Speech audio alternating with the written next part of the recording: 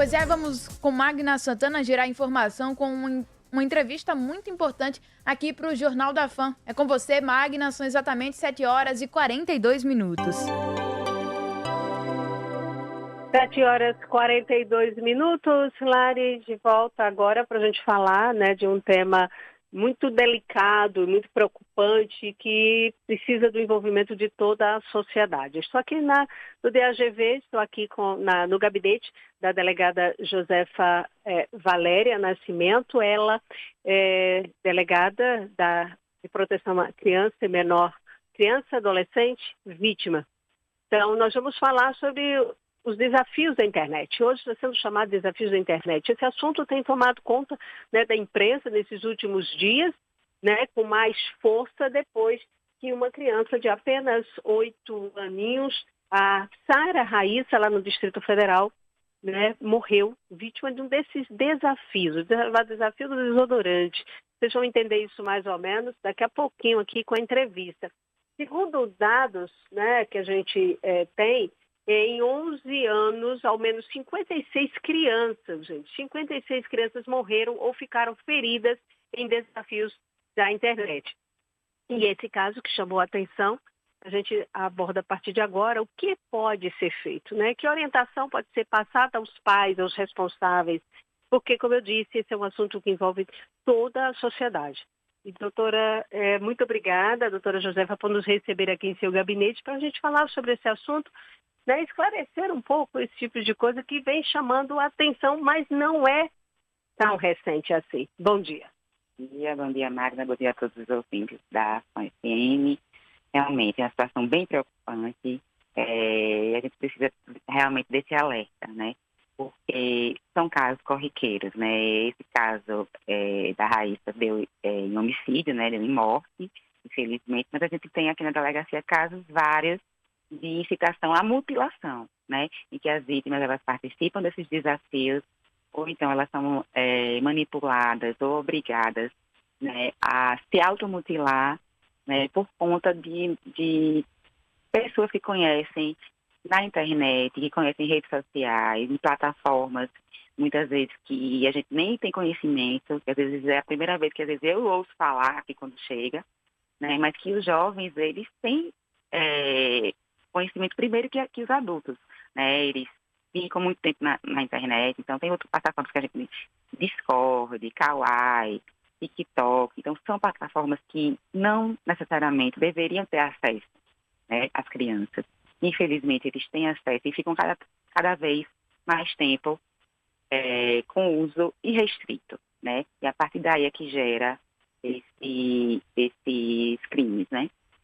Doutora, para que a gente entenda, é daí que as coisas começam. Começa dando um celular à criança, porque inclusive a Sociedade de Pediatria até estabelece faixas para você ter acesso, como, quando e o que ter acesso.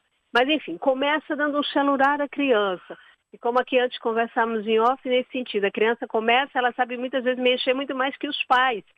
E elas conseguem driblar e ter acesso. Então, é aí que começa. E como é essa abordagem? Como é que esse malfeitor, ou que muitas vezes surpreende, a doutora vai informar aqui, até a idade de quem até manipula essa outra criança, como é que eles chegam a essa e começa todo esse processo de manipulação e de brincadeira de desafio? Exatamente. O que é que acontece? Essas redes sociais, elas são formadas por grupos que incentivam crimes de ódio. Então, existem grupos que incentivam nazismo, a racismo, a crimes contra as mulheres, crimes contra animais e crimes contra crianças, né? Então, o que é que acontece? A criança, ela está na rede social, ela é como na rua, ela está falando com estranhos. Só que na rua, ela sabe se é um adulto, se é uma mulher, se é uma criança, e na rede social ela não sabe. Então, ali, muitas vezes, um adulto, um pedófilo, um agressor, se passa por um adolescente, ou um adolescente se passa por um adulto, um adolescente se passa por uma mulher, se passa por uma criança mulher, e a partir dali começa, muitas vezes, a partir de jogos. Então, a criança está ali num joguinho infantil, faz uma amizade, a partir dali vão para outra rede social, tipo WhatsApp, começam a conversar, e ali fez um vínculo de amizade. um vínculo de confiança. Fez aquele vínculo, a criança começa a confiar naquela pessoa que ela acha que é ou uma pessoa da mesma idade ou um adulto de confiança, começa a passar informações, começa muitas vezes a ter medo daquela pessoa porque passou dados da sua família, passou seu endereço, muitas vezes começa a enviar fotos, né, algumas vezes fotos íntimas sob ameaça. A partir daí começa muitas vezes a ser manipulada a esses desafios, manipulada a se automutilar e até chegar a esse caso que foi, esse caso da Raíssa, que é os desafios ou então a incitação ao suicídio, né?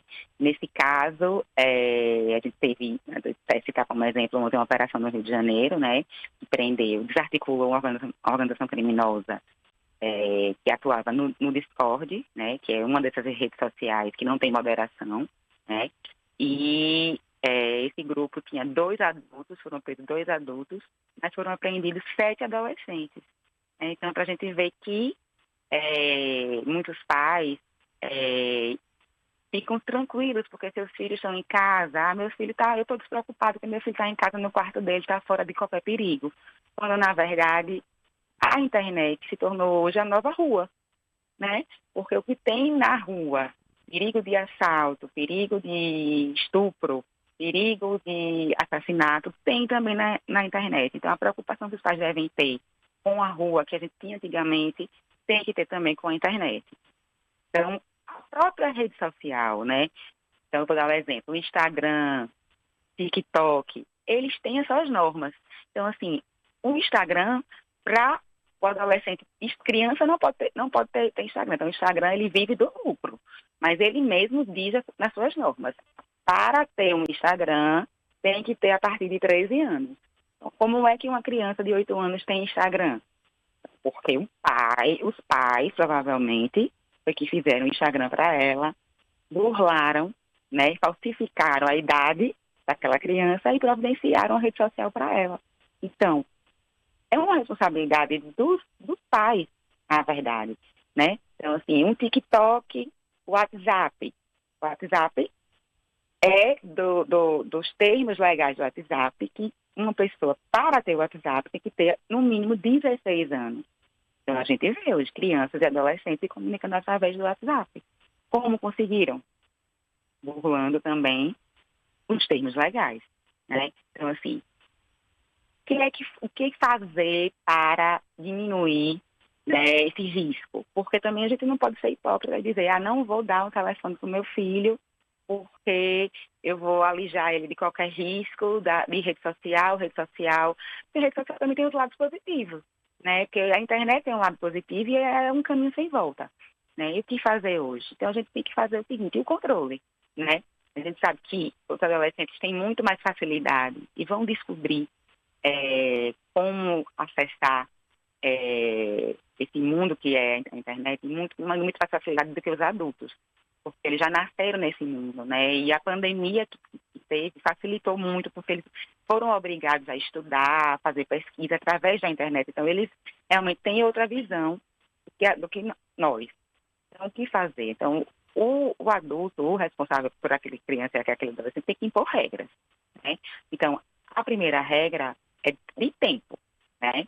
É de controle do tempo de acesso. Então, aquela criança ela não pode ter um acesso irrestrito, simplesmente ficar o dia todo. Porque, além dos problemas psicológicos e de saúde que pode gerar, o acesso irrestrito torna mais ampla a possibilidade de contato com esse tipo de criminoso, né? Então, os pais devem pôr o limite de tempo para o acesso, porque ali ela vai usar realmente para aquilo que é necessário, para aquilo que é o momento de jogar, o momento de pesquisar, né? Outra regra que é importante é colocar o controle parental, né? Então, o próprio aparelho celular, ele traz essa possibilidade dos pais colocarem limites de acesso a pornografia, a sites que tenham violência. Então, no próprio aparelho ele já vem o controle e há vários aplicativos que os pais podem baixar que também limitam. Então, assim, quando a criança for entrar em algum aplicativo, em algum perfil de rede social que contenha conteúdo violento, é bloqueado para ela não vai ter acesso. Então, isso é muito importante, né? Outra coisa também que é muito importante, isso eu digo pela experiência aqui da delegacia, é que no momento que a criança está sozinha, muitas vezes à noite, né, no quarto dela, é o momento em que ela vai ter para cometer esses atos. É o momento que ela tem para tirar fotos íntimas, é o momento que ela tem para praticar esses desafios, é o momento que ela tem para praticar a automutilação. Então, é um momento que os pais devem recolher, né? Os pais devem conversar, devem ter diálogo franco com seus filhos, no sentido de que evitar, porque o que acontece? Tem adolescentes que têm 2 redes sociais. Tem o Instagram, que os pais têm acesso, e tem outro que é só para os amigos. Então, assim, é importante que tenha esse controle, que pegue o aparelho de seu filho de tempos em tempos e verifique o que ele está acessando. Que converse com seu filho e diga que vai fazer isso, que vai controlar, que vai ter acesso. E a criança tenha também momentos de vida no mundo real, né? Que tem amigos realmente físicos, amigos que os pais conheçam, que frequentem a casa dos amigos, que os amigos frequentem sua casa, que tenha, né, que jogue bola, que brinque, que vá ao cinema, que não viva só no mundo virtual.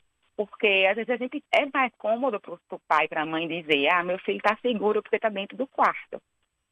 Então, para mim, eu estou tranquila, porque eu estou trabalhando, mas eu sei que meu filho está em casa. Quando ele também está correndo o mesmo risco, ou até maior que ele se estivesse na rua. Então, isso, veja como é importante, isso daria até para ser, é um programa inteiro, doutora, de conversa, de alerta, de orientação. Mas esses alertas e orientações já passadas aqui pela doutora Josefa já ajuda muito e fazem com que os pais reflitam sobre isso e imponham esses limites através do diálogo, como ela também alerta. Porque não adianta você simplesmente chegar e proibir, porque é incrível, vai se buscar outras formas. Ele faz, mas aí o outro coleguinha, a gente já vê hoje medidas nas escolas também de cessar o uso do celular. Isso também é uma forma de controle. É como se assim, e a pandemia realmente auxiliou, tudo acelerou. Você passou a ter esse acesso e de repente agora você chegar e puxar de vez, não dá um caminho sem volta, como disse a doutora Josefa Valéria. Mas é importante repensar e saber entrar neste mundo, tentar ter acesso a este mundo do quarto, que é só dele, e que ele está com milhares de pessoas, enfim. Eu quero lhe agradecer, doutora, até porque infelizmente nosso tempo é curto, mas a gente vai voltar a discutir esse assunto. E qualquer pai, quem nos ouve agora, e aqui nós estamos numa delegacia porque realmente são casos de polícia. O que aconteceu com a menininha, como a doutora disse, foi um assassinato. E aí disse, mas um assassinato virtual, um assassinato sim. E para que isso não chegue na sua casa.